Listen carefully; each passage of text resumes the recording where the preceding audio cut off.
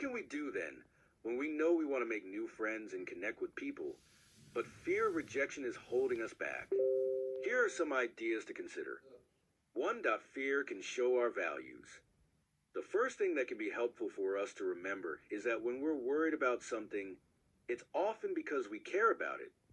If you're nervous about asking a new connection if they'd like to meet up, you likely value friendship a lot. This is a positive thing and something to be proud of. As tempting as it may be to berate yourself about these worries, reflect on the flip side of this. Self-compassion goes a long way in building confidence, especially when it comes to relationships. 2. If you see a chance for connection, they likely do too. Unless you plan to walk up to total strangers on the street and ask them to be buddies, chances are you're planning on asking a connection you already know if they want to take things a step further. You probably talk a little already and feel like the two of you may get on. If you have this feeling, then it's likely they feel the same way. In fact, they might be thinking about asking you exactly the same thing. It may just take a little bravery to be the first one to make the suggestion. 3. Be open about the awkwardness. Making new friends is an awful lot like dating, and sometimes it helps to acknowledge that.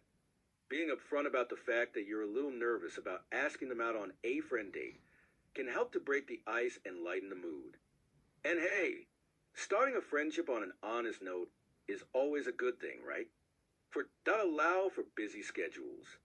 Once you have bitten the bullet and asked your connection out, allow for some wiggle room in the scheduling process. As adults, something that can hold us back from spending time with others is our busy lives.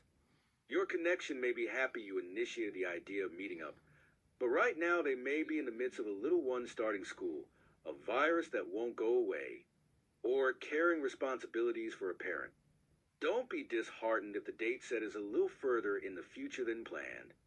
Try to allow the timeline of your new friendship to flex and bend with both of your needs.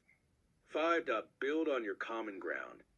If you're worried you won't have anything to talk about when you do meet, focus on building up from the common ground you already have. For example, you may live in the same town, attend the same Pilates class, or like the same coffee shop. Start here and let your curiosity guide you. What do they do outside of Pilates? Have they always lived here? What other coffee shops do they rate? The beautiful thing about new connections is that we only know a snippet of them. When we meet intentionally, we can pull back and get a fuller picture. You may notice other commonalities between the two of you, or differences that pique your interest. Either way, there will be plenty to explore and talk about.